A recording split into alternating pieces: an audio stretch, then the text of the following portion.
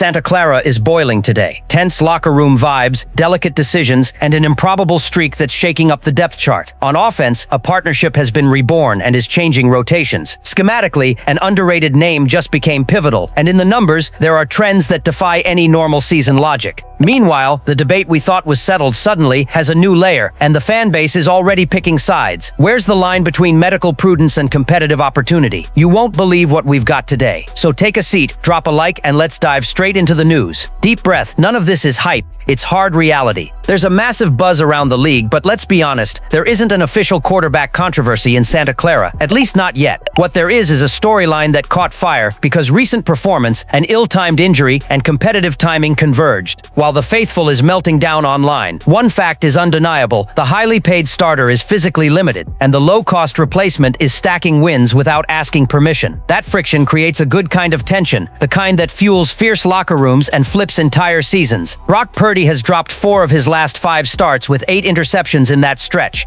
On the other side, Mac Jones is undefeated in 3 games with the 49ers, with only 1 interception, leading the league in pass attempts per game and commanding the offense. The detail that changes everything: Purdy's toe is hurt. He couldn't suit up even if the staff wanted him to. And yes, the rushed attempt to play him against Jacksonville came at a cost and reignited the debate. From that moment, the plan stops being romantic and becomes rational. That gives the staff the freedom to be ultra cautious. If the win streak continues with Jones, the public message writes itself, and it's noise-proof. We're prioritizing full recovery to avoid setbacks. If the toe is healed in a month but the team keeps winning, the narrative still holds. No rush, week to week. It's not about hiding information, it's about asset management, locker room balance, and the competitive calendar. Less anxiety, more efficiency. And about that asset, Purdy signed a 5-year, $265 million extension just months ago, an average of $53 million per season through 2030, with partial guarantees. That matters. The front office isn't throwing that investment away because of 1 month of collective euphoria. So what exactly would Jones need to do to turn a temporary window into a full regime change? Make the playoffs? Not enough. Repeat Purdy's arc and lose the Super Bowl? Still probably insufficient given the financial context. The bar today points to something colossal: hoisting the Lombardi. There's precedent. In 1999, the Rams lost Trent Green in the preseason. Kurt Warner stepped in, won the Super Bowl, and changed the franchise's history. In 2001, the Patriots had just handed Drew Bledsoe a massive 10-year extension. He got hurt. Tom Brady took over, lifted the trophy, and the veteran was dealt. When you win the Lombardi, the debate ends on its own. The locker room understands. The fan base accepts. The cap table adjusts. Until then, the plan is pragmatic. Keep the configuration that maximizes wins today, protect Purdy from risk, and send a clear message that the competition is healthy and meritocratic. If Jones sustains ice-cold execution and ball security, the conversation naturally escalates. The schedule offers a big enough stage for definitive answers. And that wasn't even the most surprising part of the day. What happened against Jacksonville felt like the end of the line for a beloved veteran, but the bounce back was cinematic. Kendrick Bourne, who many assumed was about to tumble down the depth chart, if not off the roster, answered in the only language a locker room respects: on the field. Against the Rams, he wasn't just productive, he dominated. 10 catches, 142 yards, absurd efficiency, and a connection with the new field general that was impossible to ignore. Every route, every catch through traffic said the same thing: this partnership has history, and it just got switched back on, fully. None of this is coincidence. Bourne and the current quarterback were teammates in New England when the wideout had his statistical peak: 55 catches, 800 yards, 5 scores back in 2021. That rookie QB to trusty target sync survived time and distance and now powers an offense rebuilding its confidence. While Purdy has always distributed the ball in a more predictable pattern, the new starter reads Bourne in an almost instinctive way: angles, pace, separation, timing. The ball is out before the break, the pass arrives clean, the drive flows. That chemistry is pure gold in Kyle Shanahan's structure. What really jumps out is the contrast. With Purdy under center, Bourne had his worst game of the year: 1 catch for 17 yards and 3 drops. That's not directly on an injured quarterback, of course, but the discomfort was obvious. With Jones, the attack looks livelier, more confident, less predictable. Inside the building, where no one talks hierarchy out loud, body language says everything. Bourne celebrates bigger, gestures more, demands more, like someone who feels the spotlight again. Meanwhile, uncertainty around Purdy's toe is handled quietly. Internal notes still read week to week, but the perception is the team learned its lesson. Forcing the return backfired versus Jacksonville. Now the mantra is full prudence. And if Jones keeps winning, who's in a hurry? The plan seems straightforward. Keep the rotation stable, let the recovery play out naturally, and avoid the mistake of rushing. For Bourne, the setup is perfect. He doesn't need to say a word, just produce. And the more he produces, the harder it becomes to break up the current arrangement. The NFL is a results business, and few things are tougher to dismantle than a win streak fueled by visible offensive chemistry. The locker room feels it. The coaches tweak the call sheet, and confidence spreads. History says connections like this can redefine seasons. Rice and Montana, Brady and Edelman. And now, in a much less expected way, Jones and Bourne are rebooting a dynamic that blends timing, reads, and competitive loyalty. Maybe no one bet on this duo to reignite the offense, but that's exactly what's happening. And if the wins keep coming, this sync could become the central narrative of a team that once again finds light in the chaos. And while the offense is rediscovering its identity, there's another storyline growing, unexpected, improbable, and just as symbolic, because the next turning point belongs to someone who months ago wasn't supposed to matter. Not every hero wears a cape, some just needed a chance. Jake Tonges is the embodiment of that. A name glossed over all camp, dismissed as a depth body, now he's the kind of player who changes the offense's tempo when the clock gets tight. And to think he almost missed the final 53, today Tonges represents exactly what the 49ers are in 2025, pure resilience disguised as improvisation. When George Kittle went down with a hamstring in week 1, panic rippled through the fan base. Kyle Shanahan's offense has long depended on tight end as a catalyst, the guy who blocks like a lineman and catches like a receiver. But in the very void Kittle left, Tonges stepped up, and it wasn't a fluke. His first big play of the season was the kind of catch that changes a locker room's perception, a pristine crosser, contact anticipation, and a secured ball at the edge, sealing a season-opening win. Respect followed naturally. 5 weeks in, Tonges has 19 catches for 166 yards and 3 touchdowns, modest on paper, massive in context. When the ground game stalls and receivers are out, he becomes the safety valve. Over his last 2, he's at 10 for 99 and 2 scores, many on high-leverage third downs. The most impressive trait is instinct, knowing exactly where to sit to give his QB a clean window, rare for a player with so little experience. For a coach like Shanahan, who worships execution and tactical discipline, that's music. His path is the NFL's underbelly. Brief stop with the Bears without a single catch, bouncing between cuts and practice squads, arriving in San Francisco in 2023 with no status, no promises, no spotlight, only persistence. When injuries started gutting the roster, there he was, ready. On a team used to glittering stars, Tonges became the emblem of quiet merit, the type who doesn't say much but wins games in the margins.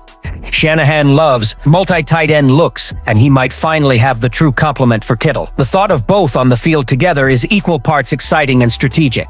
Picture a 12 package with 2 credible blockers who can also threaten the seams. Defenses buckle deciding whether to crash the play action or clamp the middle. Tonges doesn't have Kittle's media charisma, but he offers something just as valuable: zero predictability. No one knows what's coming when he aligns, and that's a lever Shanahan pulls better than anyone.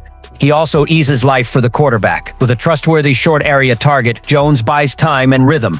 The result is a more balanced offense, less dependent on explosives and more efficient sustaining long drives, the very detail that wins one-score games in January. In a roster battered by injuries, every Tonges catch is not just yardage, it's a reminder that culture and preparation matter as much as raw talent. The faithful notice, timelines filled with praise and baby Kittle memes, but truth is, Tonges is writing his own story without living in anyone's shadow. He's proof the system works when players buy in. In the middle of a storm of injuries, he's the calm that keeps the offense humming. But as beautiful as that underdog arc is, the most jaw-dropping piece is collective. Because even with all the absences and limitations, the 49ers keep winning. And when you combine unlikely heroes, obvious chemistry, and a defense that refuses to break, the impossible starts to feel routine. But hold up, because what comes next bends every bit of season logic. If someone had told you before week 1 that the 49ers would come out of the first month at 4-1 without Nick Bosa, without George Kittle, without Brock Purdy, and without a healthy chunk of their receivers, you'd laugh. The projection would have been disaster, reset, season gone. Yet here we are with Kyle Shanahan orchestrating the improbable and turning crisis into jet fuel. This is the kind of script that separates ordinary coaches from era-defining minds. Because frankly, this 49ers team is breaking statistical logic and still winning. No Bosa should mean the pass rush falls off. No Kittle should shrink the pass game. No Purdy should shatter stability. And with Brandon Ayuk, Ricky Pearsall, and Jawan Jennings missing regularly, most teams would crumble. In Santa Clara, the rules seem different. Shanahan and defensive coordinator Robert Seeley, yes, back on staff after the offseason shuffle, are delivering a tactical masterclass.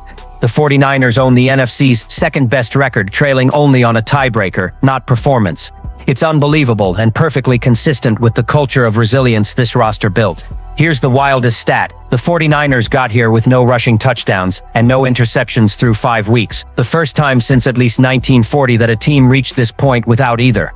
On paper, the offense isn't explosive, but situationally, it's lethal. The defense, even without takeaways, forces punts and field goals when it matters. It's an odd balance that only makes sense through discipline and collective execution. The faithful used to blow out wins is watching a team that grinds out victories with sweat, patience, and details. Heel of Achilles, the red zone. Just 42.11% touchdown rate, 5th worst in the NFL. For contrast, the Eagles, a direct rival for the #1 seed, sit above 92%. That's a canyon. Curiously, it hasn't sunk them. Shanahan's been creative, masking limitations, long field goals, controlled drives, third down proficiency, and calls that hide depth issues. While the offense chases consistency, the defense keeps games within reach, a delicate equilibrium that's working. Credit goes beyond the binder. It's psychological. Every reserve who steps in seems to grasp his job exactly. Tonges, Brian Robinson Jr., Darrell Luter Jr., even the recently elevated safety, each hits the mark. The room bought in. That's the difference between a good group and a real contender. When the star goes down and the system still wins, your foundation is solid. Shanahan might not be the league's most charismatic coach, but he's unquestionably the most adaptable right now. And adaptation is the tell in this 4-1 start. While the media debates the starting quarterback, Shanahan keeps adjusting rotations, reinventing the offense, and soundproofing the locker room from the outside storm. It's modern, cold-blooded, and extremely effective. The 2025 49ers aren't winning on talent alone, they're winning on conviction. That's why you're already hearing Coach of the Year buzz around Shanahan. And it makes sense. Holding a battered roster together without losing intensity or purpose is rare. Reminder, 3 division wins, the triple of last year's total, each with a different hero. That's the kind of narrative that builds legacy. The season is long, but if this team keeps defying the odds like this, the debates about the coach, the quarterback, and even the style will feel small next to the whole picture. Because when identity is stronger than chaos, results follow. And if anyone still doubts it, they haven't realized that in Santa Clara, impossible is just a word. And the craziest part, even after all this, the team believes it still hasn't played its best football. If this week proved anything, it's that the 49ers breathe competitiveness. The situation under center opened the door to bold decisions. The renewed chemistry with Bourne reignited the passing game. Tonges became a symbol of readiness, and 4-1, despite logic-bending numbers, reveals a roster that executes under pressure. Now it's about syncing up health, sharpening the red zone plan, and keeping that January-ready mindset. I want to hear from you. Keep riding the current plan as far as it goes, or accelerate changes the moment stars are back. Drop a comment, smash the like, share with the faithful, and let's close this one together.